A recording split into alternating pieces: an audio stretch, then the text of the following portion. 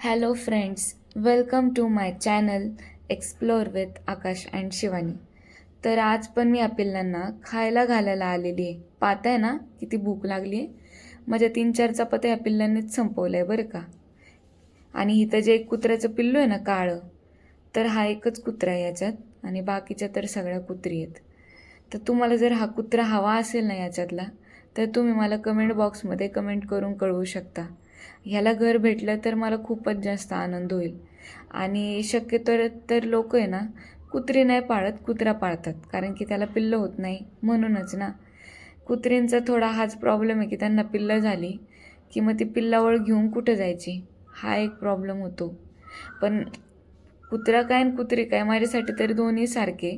कदाचित ह्याच्यातलं एखादं पिल्लू मी पण घरी घेऊन जाऊ शकले असते, पण मी फ्लॅट सिस्टीममध्ये राहते आणि तिथं जर हे भुंकले तर लोकांना खूप त्रास होईल, त्याच्यामुळे मी घेऊन जाऊ शकत नाही आहे. पण कदाचित तुमचं जर घर जमिनीवरचं असेल तर तुम्ही त्यांना कंपाऊंडच्या आत ठेवू शकता ना.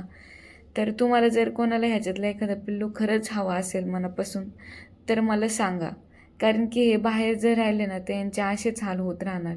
कारण की आम्ही येतो एक टाईम खायला घालायला, ते तर यात त्यांचं किती पोट भरत असेल तुम्हीच सांगा.